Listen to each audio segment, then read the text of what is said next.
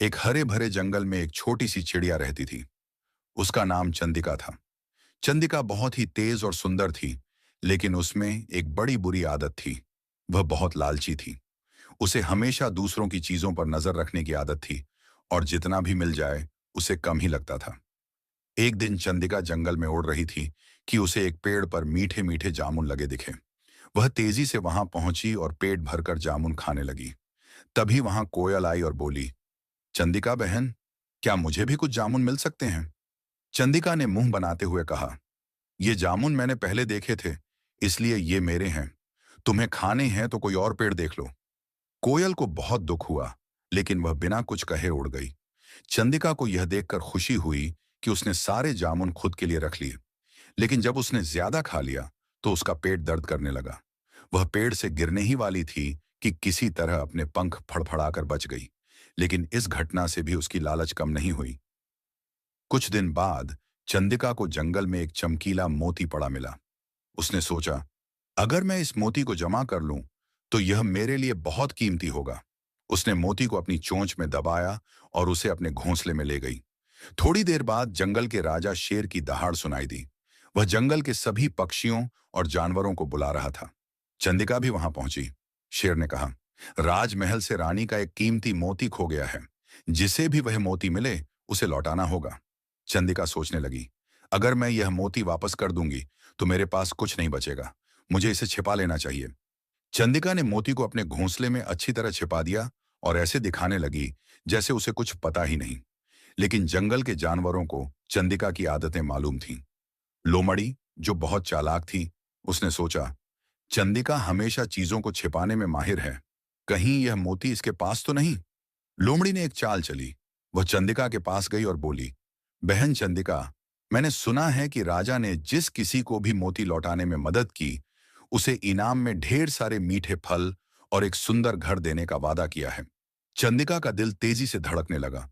उसे मीठे फलों और सुंदर घर का लालच आ गया।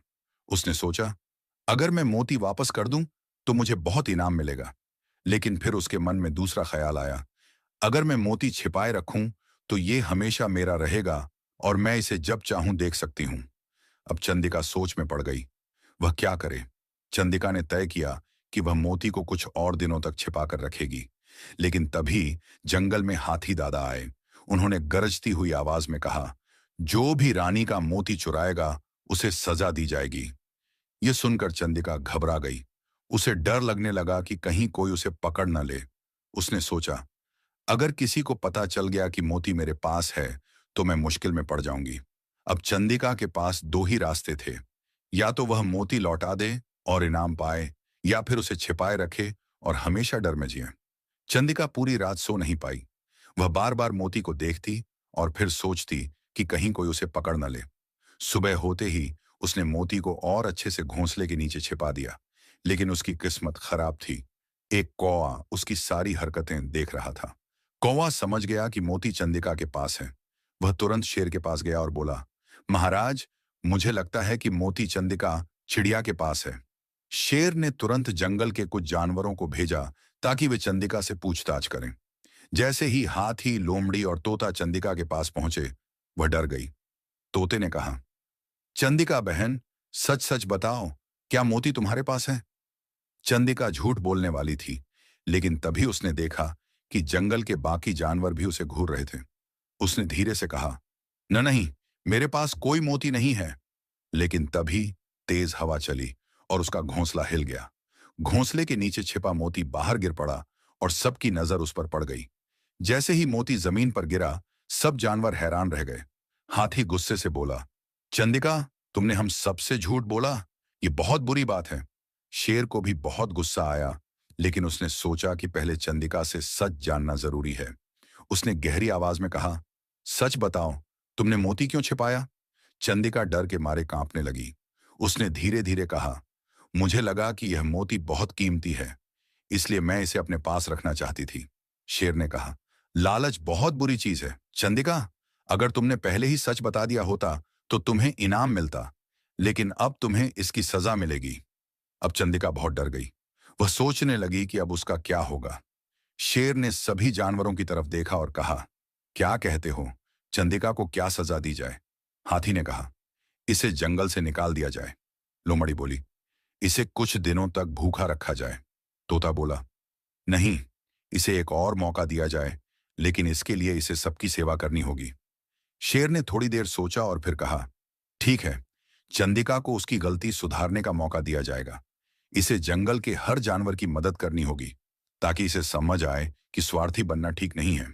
शेर के फैसले के बाद चंदिका बहुत दुखी थी। उसे अब जंगल के हर जानवर की सेवा करनी थी। पहले तो वह नाराज थी, लेकिन फिर उसे समझ आया कि अगर उसने मन लगाकर सेवा की, तो शायद सब उसे फिर से स्वीकार कर लेंगे। अगले दिन से चंदिका ने काम करना शुरू किया। वह हाथी के लिए उसकी पीठ पर बैठकर मक्खियां उड़ाती, तोते के लिए फल लाती और गिलहरियों के छोटे छोटे घरों की सफाई करती। लेकिन उसके मन में एक सवाल बार बार उठ रहा था, क्या मैं सच में बदल गई हूं, या यह सब सिर्फ सजा से बचने के लिए कर रही हूं? इसी बीच जंगल में एक नई मुसीबत आई। एक दिन जंगल में एक बड़ा बाज आ गया। वह बहुत ताकतवर और चालाक था। उसने शेर से कहा, मुझे इस जंगल में रहने की इजाजत दो, नहीं तो मैं तुम्हारे सभी छोटे जानवरों को खा जाऊंगा। जंगल के सभी जानवर डर गए। शेर ने कहा, यह जंगल सबका है, लेकिन अगर तुम किसी को नुकसान पहुंचाओगे तो हम तुम्हें रोकेंगे। बाज हंसा और बोला, मुझे कोई नहीं रोक सकता, मैं सबसे तेज और ताकतवर हूं। चंदिका यह सब देख रही थी। उसके मन में एक ख्याल आया, अगर मैं इस बाज को हराने की तरकीब निकाल लूं, तो शेर मुझे माफ कर देगा और मैं फिर से आजाद हो जाऊंगी। चंदिका ने सोचा कि अगर सीधे बाज से लड़ने गई, तो वह उसे आसानी से हरा देगा। इसलिए उसने चालाकी से एक योजना बनाई। वह उड़कर तोते के पास गई और बोली, हमें मिलकर बाज को जंगल से भगाना होगा, वरना यह सबको खा जाएगा। तोते ने पूछा, लेकिन हम छोटे छोटे पक्षी बाज से कैसे जीत सकते हैं? चंदिका ने मुस्कुराकर कहा, हमें अपनी ताकत से नहीं, अपनी चालाकी से उसे हराना होगा। चंदिका ने जंगल के सभी छोटे पक्षियों को इकट्ठा किया और कहा, हम एक एक करके बाज के घोंसले से उसकी सारी खाने की चीजें चुरा लेंगे। जब उसे भूख लगेगी और खाना नहीं मिलेगा, तो वह खुद ही जंगल छोड़ देगा। योजना के अनुसार सारे पक्षी मिलकर बाज के घोंसले से उसके खाने के टुकड़े उठा ले गए। पहले दिन बाज को कोई फर्क नहीं पड़ा, लेकिन तीसरे दिन वह कमजोर होने लगा। बाज गुस्से से गरजा, यह जंगल मेरे लिए ठीक नहीं है, यहां तो मैं भूखा मर जाऊंगा। और वह जंगल छोड़कर चला गया। बाज के जाते ही जंगल में खुशी फैल गई। शेर ने चंदिका को बुलाया और कहा, तुमने अपनी चालाकी से जंगल को बचाया है, अब तुम्हारी सजा खत्म होती है और तुम फिर से स्वतंत्र हो।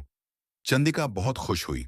उसने सोचा, अगर मैंने पहले ही अपनी चालाकी और मेहनत से कुछ अच्छा किया होता, तो मुझे कभी सजा ही नहीं मिलती।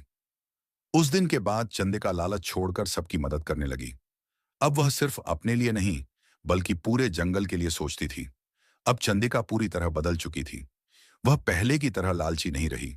उसने समझ लिया था कि लालच हमेशा नुकसान ही करता है, लेकिन अच्छाई और ईमानदारी से सबका दिल जीता जा सकता है। जंगल के सभी जानवर अब उसे पसंद करने लगे। तोता, लोमड़ी, हाथी और बाकी सब उसके दोस्त बन गए। चंदिका ने ठान लिया कि अब वह हमेशा दूसरों की मदद करेगी और कभी लालच नहीं करेगी। इस तरह जंगल में शांति बनी रही और चंदिका की चतुराई और अच्छाई की कहानी पीढ़ी दर पीढ़ी सुनाई जाती रही। यही सीख मिलती है, लालच करने से सिर्फ परेशानी मिलती है, लेकिन सच्चाई और मेहनत से हर मुश्किल से जीता जा सकता है।